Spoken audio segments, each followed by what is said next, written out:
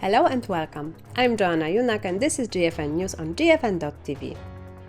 Nicotine pouches such as ZYN have gained popularity in recent years, especially among people looking for alternatives to traditional cigarettes or other tobacco products.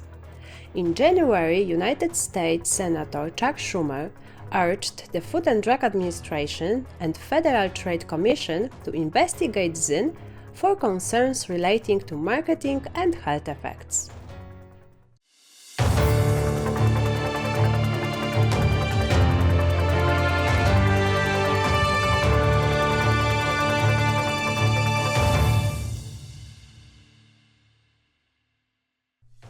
Recently, we spoke with John Oyston about nicotine pouches called Zonic, which gained popularity in Canada. In today's program, Martin Calab, International Fellow at the Taxpayers Protection Alliance Consumer Center, will tell us more about ZYN and its popularity in America. Hello, Martin. Thank you for joining us today. First, please explain to us what ZYN is and where its popularity comes from.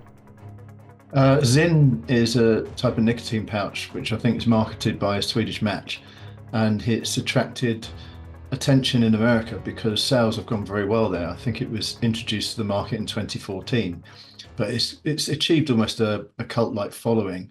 There are you can look on websites and find all sorts of merchandise with ZYN, and people call themselves ZYNfluencers, and it's something that Americans have started to call an upper decky, because you put it in the top of your mouth, and it's going great guns. But of course, as always with these products, the moment they gain popularity, anti-smoking organizations try to stop them, which I always think is quite ironic. Senator Chuck Schumer of Democrat in New York came out a few weeks ago and called ZYN a pouch packed with problems, which is quite alliterative, really, and said that he wanted to see an investigation into it. Well, of course, the FDA, Food and Drug Administration in America, that's what its job is, to investigate these things, and they have an application from the company to be able to market them. I think even a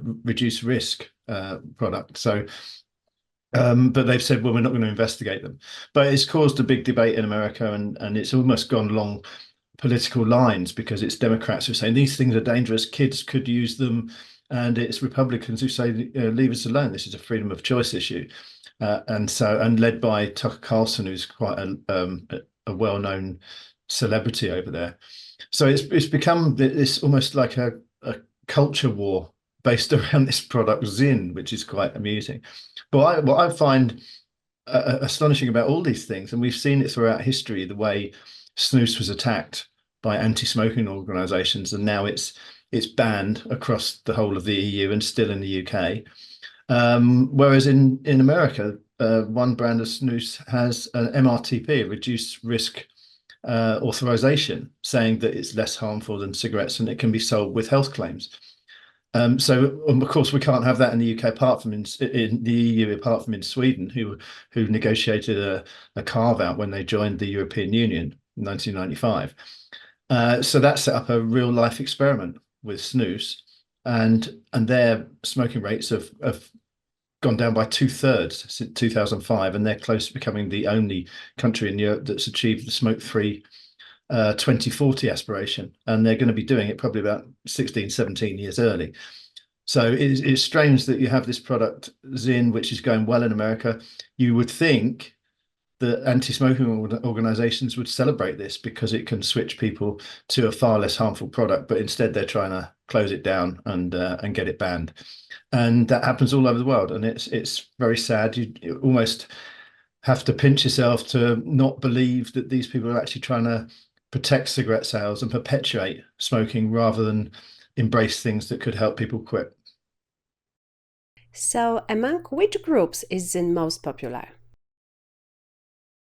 It's young adults, I think. I mean, the Centers for Disease Control has investigated and found out that there's a very low take-up by kids. So there isn't really a threat there.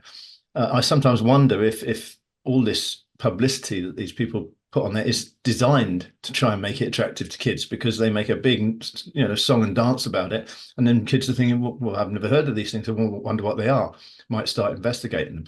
So yeah, it's very low, but of course, every time something comes out, they always say, oh, well, they could be attractive to kids. Well, so can everything. Alcohol is attractive to kids. Lots of age-gated products are attractive to kids, and they use them in much bigger numbers than they do things with nicotine. But there's this massive stigma around nicotine. In Canada, as maybe John picked up on this when you spoke to him, Mark Holland is calling nicotine pouches lethal, and talked about deaths from nicotine pouches, which is quite astonishing. That's the first I've heard. But there is this panic about nicotine, and people don't seem to understand that nicotine isn't the problem in cigarettes. Over the years, they've sort of conflated the two, and then we get to this situation where there's a moral panic about nicotine when it's not the harmful substance in cigarettes, and it's probably on a par with caffeine. Nicotine pouches contain nicotine and other ingredients, but are smokeless tobacco products. So, why are they compared to tobacco products, and why are they mistakenly viewed as similarly harmful? Well, they'll talk about nicotine can increase your heart rate, or it can, and they'll say this could lead to cardiovascular disease. It may lead to, but then the same, drinking coffee has the same effect. Watching football on the TV has the same effect. Walking briskly will have the same effect, but they don't panic about that. It's always innuendo and scaremongering to try and put people off these products simply because they have nicotine. Whereas there isn't any real, I mean, if you think about it, you've got the continuum of risk, which even the American authorities admit exists. The Food and Drug Administration have mentioned it a few times. Vaping products are massively less harmful than smoking, and snus and nicotine pouches are probably less harmful than the very small harm that vaping presents, and yet they're infinitesimally going for tiny risks and trying to eradicate them while not really saying much about smoking. They seem to just accept the risks of smoking. We should be advancing towards a society where people start using nicotine and use nicotine in the safest form possible. But you have these anti-smoking organizations trying desperately to ban the very safe products and just not saying much about the very harmful ones. In fact, they're protecting the trade of the very harmful product by trying to ban the less harmful product. In your recent article, you mentioned that the FDA authorized many applications regarding combustible tobacco products, but only a few regarding vaping products. Why is this the case? Yeah, since the pre-market tobacco authorization process started on e-cigarettes back in, I think, 2020, I think there's only 23 vaping products have been authorized for PMTAs, but in the same time frame, 212 combustible tobacco products have been authorized, and yet no one seems to mention the 212 products that have been authorized which are combustible. Anti-smoking organizations don't mention them at all, but instead they're completely incensed and furious that the FDA has authorized 23 vaping products which are far less harmful.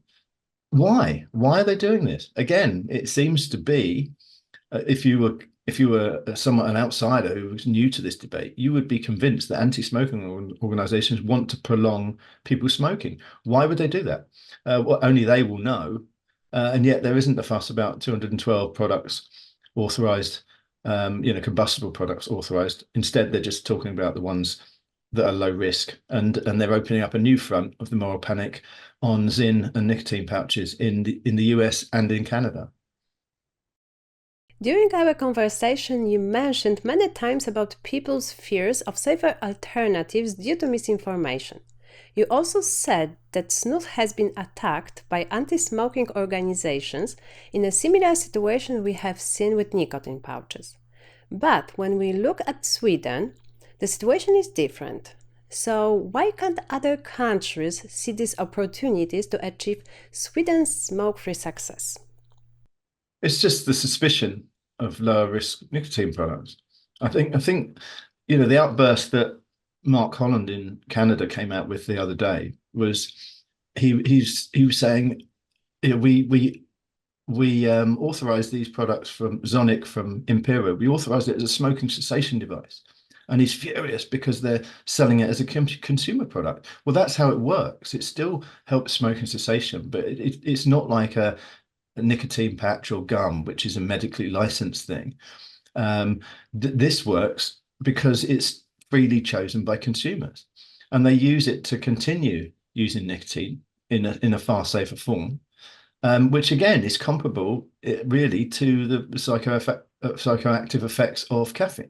We seem very willing to accept caffeine in society, but yet nicotine, for some reason, there's this stigma around it, and that's where the whole thing seems to fall apart. If they could realize there are different ways of just prescription products from helping you to quit smoking, and that if you continue to use nicotine, it's not really that much of a big thing.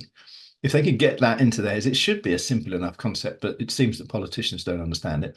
But if they could just get that concept into their heads, then perhaps we could have many more countries that embrace reduced risk products. I mean, we're seeing in the EU that the Netherlands and Belgium, I think, are planning to ban nicotine pouches, and yet they're foregoing a very good opportunity to help more smokers quit. And Sweden recognises that, and it did very well in 1995 to make sure that it didn't have to fall into EU prohibitions on those products, because it's a natural experiment across Europe, and Sweden is winning by a country mile. So why other countries don't understand this, I don't know. I don't know. Thank you, Martin. That's all for today. Tune in next time here on GFN TV or on our podcast. You can also find transcriptions of each episode on the GFN TV website. Thanks for watching or listening. See you next time.